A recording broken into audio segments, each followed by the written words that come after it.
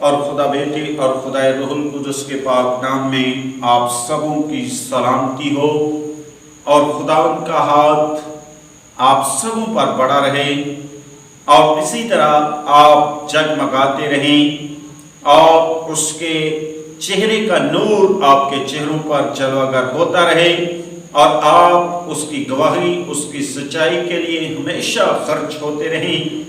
آج شام میں خدا کا نہایت شکر گزار ہوں، جس نے مجھ ناچیز کو اپنی آواز کے لیے بلایا، کھڑا کیا، اور میرے منہ کے اندر اپنے کلام کو رکھا، تاکہ اس کے کلام کو آپ تک، اس سچائی کو آپ تک بڑی وفاداری کے ساتھ، ایمان کے ساتھ، روح القدس کی مدد کے ساتھ آپ تک پہنچا سکوں، اور ایمان رکھتا ہوں کہ جب خدا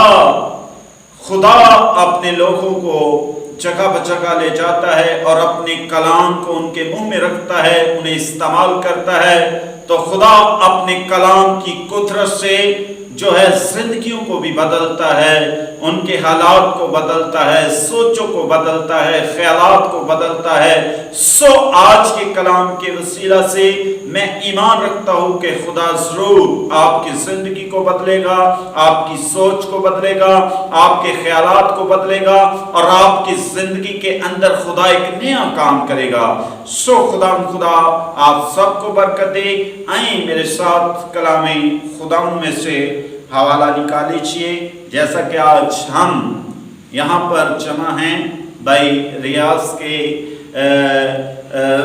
وسیلہ سے خدا نے آج اس محفل کو سجایا ہے کہ آج ہم شکر گزاری کے طور پر اور خدا کے کلام کی پاسداری کرتے ہوئے جو ہے اس کے حضور میں جمع ہو سکے، اس گھرانہ کی برکت کے لیے اور اپنی بھی برکت کے لیے، کیونکہ جب ہم دور و نزدیک سے کسی کی انویٹیشن پر جمع ہوتے ہیں تو خدا کے لیے ہوتے ہیں، اور خدا جو ہے کسی کا طرفدار نہیں، خدا ہمیں بھی برکت دیتا ہے، اور جس کے وسیلہ سے ہم جمع ہوتے ہیں خدا اسے بھی برکت دیتا ہے۔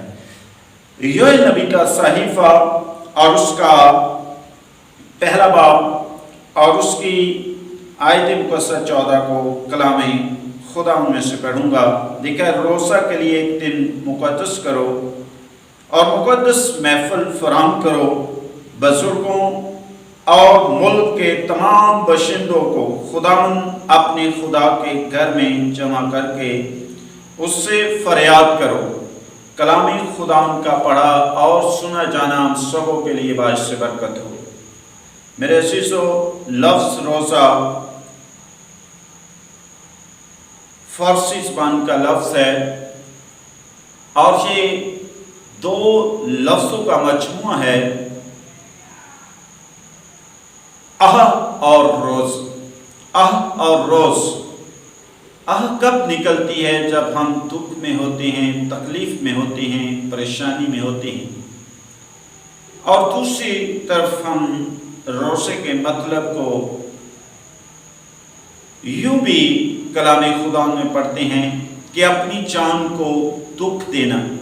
روزے کا دوسرا مطلب ہم جانتے ہیں کلام خدا میں کہ اپنی جان کو دکھ دینا۔ اور جب ہم روزے کو عبرانی زبان میں کلام خدا میں دیکھتے ہیں تو اس کا مطلب ہے صوم۔ اسے عبرانی زبان میں صوم کہا جاتا ہے، اور عربی کے اندر بھی اسے صوم کہا جاتا ہے، اور اس کا مطلب ہے جنگ کے لیے تیار کیا ہوا گھوڑا۔ میرے عزیزو، اور جب ہم معمول کے مطابق چرچز کے اندر کلام خدا کی خدمت کو دیکھتے ہیں، خدا کے خدام کے وسیلہ سے خدا کی آواز کو سنتے ہیں، تو ہمیں اکثر سننے میں ملتا ہے کہ اپنی جان کو دکھ دینا۔ اور جان کو دکھ دینے کا مطلب صرف بھوکے رہنا ہی نہیں کہ ہم فقط بھوکے رہیں اور کہیں کہ ہم نے اپنی جان کو دکھ دے دیا ہے۔ ہرگز ایسا مطلب نہیں۔ जान को दुख देने का मतलब अपनी उन तमाम ख्वाहिशात को छोड़ना, अपनी उन तमाम आदत को छोड़ना जिनको छोड़ना हमारे लिए नामुमकिन है, जिससे हमें जो है रंज पहुंचता है, तकलीफ होती है, हमें दुख पहुंचता है। उन तमाम चीजों को जो है छोड़ने का नाम अपनी जान को दुख देना है। जब हम रोजे के ताल्लुक से और थोड़ा सा गहराई में जाते हैं तो मेरे अजीजों, रोजा जो है, जैसा कि दुआ जो है वो हमें गुलामी की हालत से आजाद करती है, और रोजा हमें गुलामी की आदत से आजाद करता है। दुआ जो है वो हमें गुलामी की हालत से आजाद करती है, और रोजा जो है वो हमें गुलामी की आदत से आजाद करता है। जैसा कि मैंने पहले अर्ज किया कि अपनी जान को दुख देना, मेरे अजीजों, जान को दुख देना यानी कि अपनी उन आदत को, उन रवैयों को, उन आदत, उन रवैयों, उन रवशों, उन ख्वाहिशात को खुदा के लिए कुर्बान कर देना और अपने आप को खाकसर बना देना, अपने आप को हलीम बना लेना, अपने आप को खाली कर देने का नाम जो है रोजा है।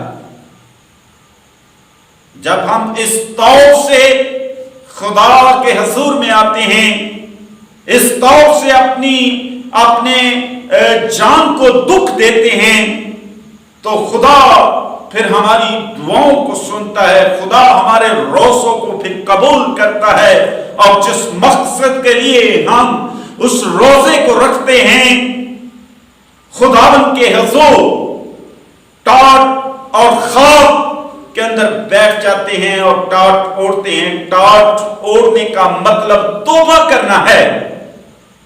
जब हम अपने गुनाहों से तौबा कर लेते हैं, अपने आप को खाकसर बना लेते हैं, अपने आप को खाली कर देते हैं, तो फिर खुदा हमारी रोज़ों को कबूल करता है, खुदा फिर इस कुर्बानी को कबूल करता है। इसीलिए तो खात्मे दीन फरमाते हैं कि जब हम रोजे के साथ खुदा के हुजूर में आते हैं तो फिर ये कुर्बानी खुदा के हुजूर इस तरह से पहुंचती है कि ये कुर्बानी देने वाला और कुर्बानी लेने वाला दोनों करीब हो जाते हैं। वो फिर हमारी करीब से सुनता है। मेरे अजीजों, बाइबल मुकद्दस में से दो एग्जाम्पल हमें खुदा के कलाम में से बड़ी खूबसूरत मिलती हैं कि जब हम यूना नबी के ताल्लुक से कलाम अक़दस में पढ़ते हैं, जब खुदा ने नैनवा शहर के लिए अपने खादिम को हुक्म सादर किया कि वो नैनवा शहर में जाकर तौबा की मुनादी करे, तो मेरे अजीजों, खुदा का खादिम मुकद्दस यूना नबी खुदा की आवाज को कबूल न करने वाला हुआ, बल्कि अपनी मर्जी को उसने सामने रखा और नैनवा की बजाय वो तरसीस का रास्ता ले लेता है, तरसीस को चला जाता है। और मेरे अजीजों, लेकिन खुदाए कादर जो अब्दियत का बाप है, जो फरमाता है जहां पर मैं नहीं बीजता वहां से काट लेने की कुदरत रखता हूं, वो अपने हुक्म को, अपने कलाम को जो उसके होंठों से साकिर होता है, वो उसे पूरा कराना जानता है। اور خداوند نے بے شک وہ دوسرے راستے کو چلا جاتا ہے. خداوند ایک مچھلی کو وسیلہ بنا کر، اس سٹوری سے ہم سب واقف ہیں کہ کس طرح سے وہ کس جہاز کے اندر جو ہے بیٹھتا ہے اور جہاز کے اندر کس طرح سمندر کے اندر طوفان آ جاتا ہے اور جہاز تباہ ہونے کو ہوتا ہے، اور پھر کس طرح سے اس کے نام کا کوڑا نکلتا ہے اور اسے سمندر کے اندر ڈال دیا جاتا ہے، اور مچھلی خدا نے آلریڈی اس کے لیے تیار کی ہوتی ہے اور وہ مچھلی اسے نگل لیتی ہے، اور پھر وہ مچھلی کے پیٹ میں خدا کے حضور دعا کرتا ہے. اور میرے عزیزو، جب وہ خدا کے حضور باغی ہونے کے باوجود خدا کی مرضی کو پورا کرنا اسے پڑا، پہنچتا ہے. 3 دن کی مسافرت کا سفر ہے شہر کا. جب مچھلی نے اسے اس سمندر کے کنارے پر اگل دیا تو 3 دن کی مسافرت کے لیے خدا نے اسے فرمایا کہ اب نینوہ شہر کے اندر، پھر خدا کے کلام میں لکھا ہے خدا نے پھر دوسری بار اس سے کلام کیا. اور میرے عزیزو، جب خدا نے اسے پھر توبہ کے لیے بھیجا، کیونکہ خدا رحیم اور کریم ہے، خدا قہر کرنے میں دھیما اور شفقت و راستی میں غنی ہے. میرے عزیزو، خدا کسی کی ہلاکت نہیں چاہتا. خدا یہ چاہتا ہے کہ ہر ایک کی توبہ تک نوبت پہنچے. خدا اس شہر کو معاف کرنا چاہتا تھا، خدا انہیں بچانا چاہتا تھا، خدا انہیں چانس دے رہا تھا کہ وہ بچ جائیں.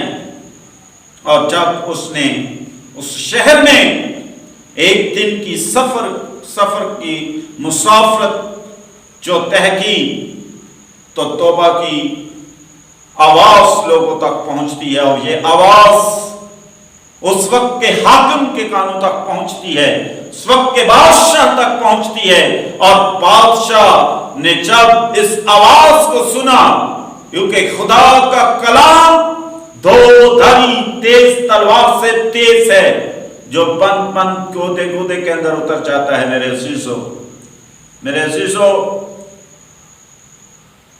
جب انہوں نے خدا کے بندہ کی اس آواز کو، جو خدا کی آواز تھی، سنا، تو اس وقت کے حاکم نے، اس وقت کے بادشاہ نے اپنے اس شہر، اپنے ملک کے اندر اعلان کر دیا کہ اب کوئی شخص نہ تو کھائے گا، نہ پیے گا، نہ آپ کے جانور کھائیں گے، نہ آپ کا گھلا کھائے گا پیے گا، نہ آپ کا رانا کھائے گا اور پیے گا. اور سب کو حکم صادر ہو گیا کہ سب اپنے اپنے کاموں کو چھوڑ کر ٹاٹ اوڑھ لیں اور راکھ میں بیٹھ جائیں. اور توبہ، یعنی کہ یہ توبہ کی علامت ہے. سب کو یہ اعلان کر دیا گیا، سب کو یہ فرما دیا، حکم صادر کر دیا گیا کہ سب توبہ کریں، خدا کے حضور اپنے گناہوں کا اقرار کریں، توبہ کریں اور خدا کی مدد کو پکاریں، خدا کی حضوری کو پکاریں، جو ہمیں بندھنوں سے آزاد کرتی ہے، جو ہمیں خدا کے قریب لے آتی ہے. میرے عزیزو، جب بادشاہ نے اس حکم کو صادر کیا تو خدا نے ان کی اس حالت کو دیکھ کر، خدا نے ان کی تبدیلی کو دیکھ کر، خدا نے ان کی توبہ کو دیکھ کر، خدا نے ان کی اس خاکساری کو دیکھ کر، جب ان سب نے، ہر چھوٹے سے لے کر اتنا سے لے کر اعلیٰ تک، بادشاہ سے لے کر ایک غریب एक ननी मुनी चांद तक, मेरे अजीजों, जब सब खुदा के हुजूर बैठ जाते हैं, तौबा करते हैं, अपने गुनाहों का इकरार करते हैं, तो खुदावंद ने उनकी उस तौबा को कबूल किया। और मेरे अजीजों, खुदा ने अपना इरादा बदल लिया। खुदा कल और आज बल्कि अब तक यकसा खुदा है। वो कल भी सुनता था, वो आज भी सुनता है। वो कल भी अपने लोगों से प्यार करता था, वो आज भी अपने लोगों से उतना ही प्यार करता है। काश हम अपने आप को बदलें, काश हम उसके हुजूर तौबा करें, अपने गुनाहों का इकरार करें। मेरे अजीजों, खुदा का बंदा मुकद्दस यूहन्ना अपने पहले खत के अंदर फरमाता है, जो कोई अपने गुनाहों का इकरार नहीं करता, वो अपने आप को फरेब देता है। मेरे अजीजों, जो कोई ये समझता है कि मैं गुनाहगार नहीं हूं, खुदा के कलाम में लिखा है वो अपने आप को फरेब देता है। खुदा के कलाम में लिखा है हम सब ने गुनाह किया और खुदा के जलाल से महरूम हैं। लेकिन खुदा के जलाल को पाने के लिए, खुदा की निजात को हासिल करने के लिए जरूर है कि हम अपने गुनाहों का इकरार करें। क्योंकि जब हम अपने गुनाहों का इकरार कर लेते हैं तो वो हमारी सारी नाराजगियों से हमें पाक करता है, हमें आजाद करता है, हमें नया बनाता है और अपनी कुदरत के वसीला से हमें उठा खड़ा करता है। मेरे अजीजों, आज भी हमारे पास ये बेहतरीन मौका है, वक्त है कि हम खुदा के कलाम सुनकर, उसकी आवाज को सुनकर अपने दिलों को सख्त ना करें,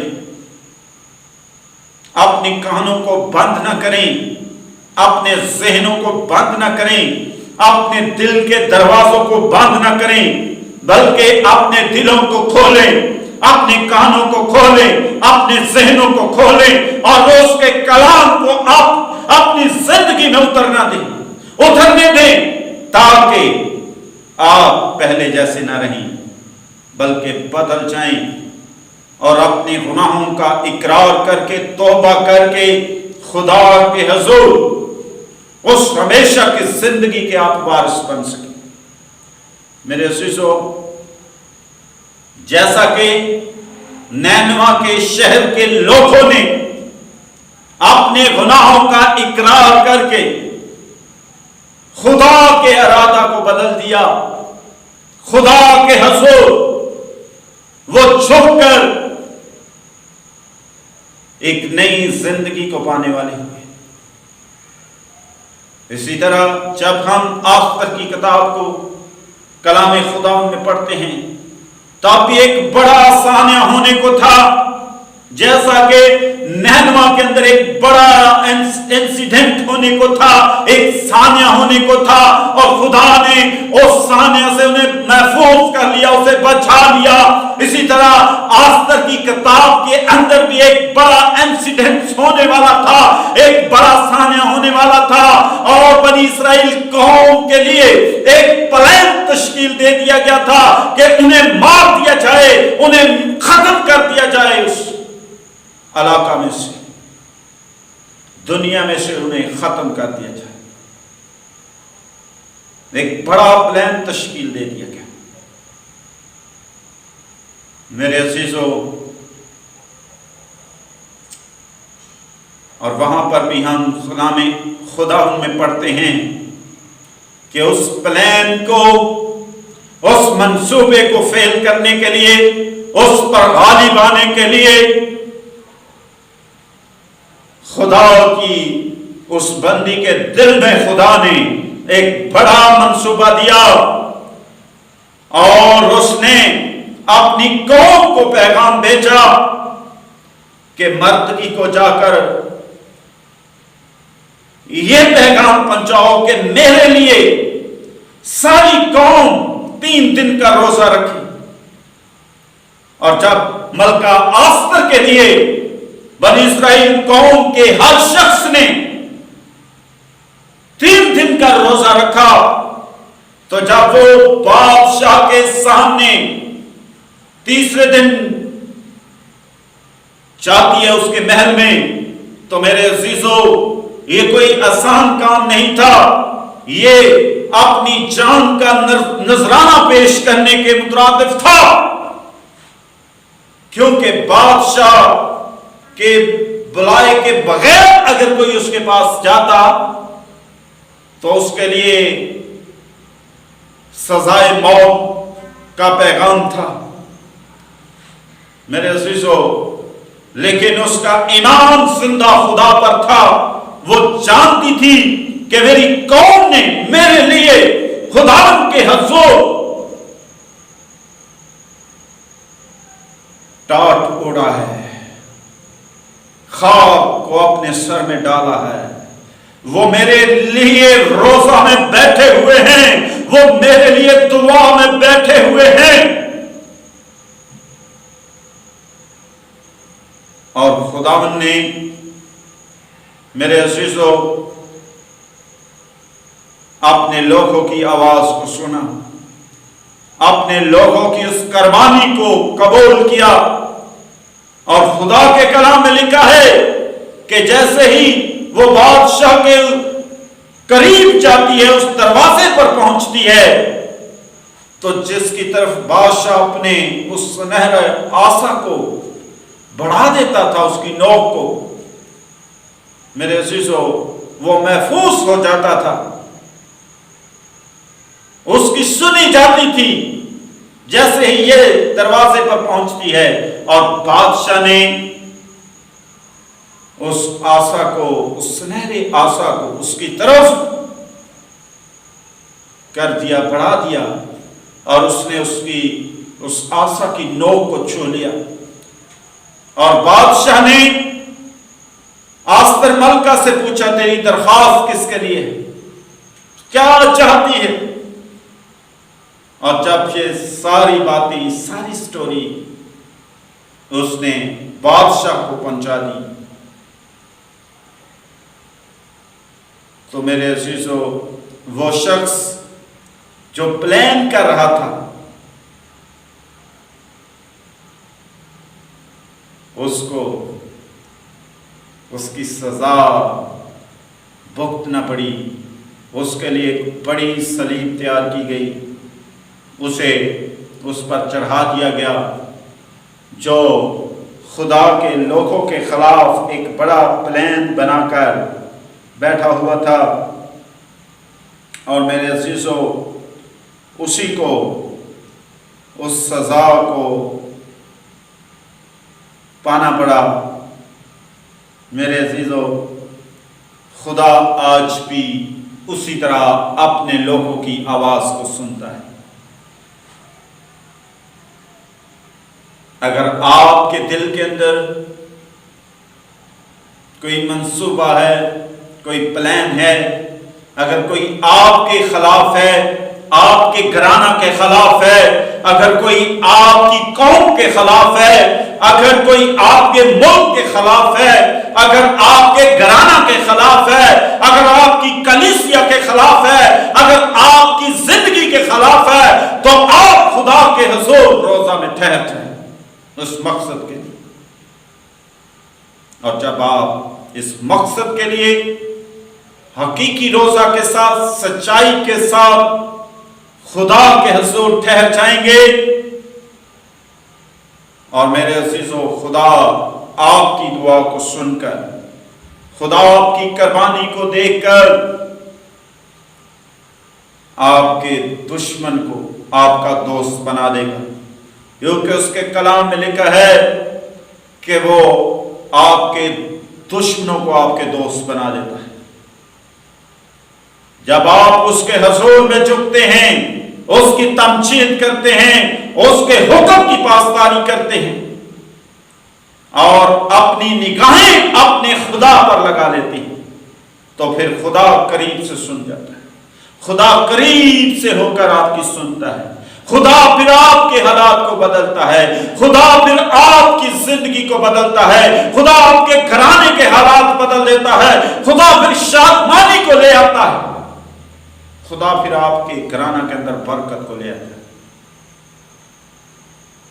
आज वक्त है कि हम इस कलाम खुदा की पासदारी करें, इसे अपने दिल में उतरने दें, इसे कबूल करें, ताकि हमारी कौम, हमारे खानदान, हमारे मुल्क, हमारे शहर, हमारे इलाका के हालात खुदा बदले। खुदा इस कलाम के वसीला से हम सबों को कसरत की बरकत दे। आमीन।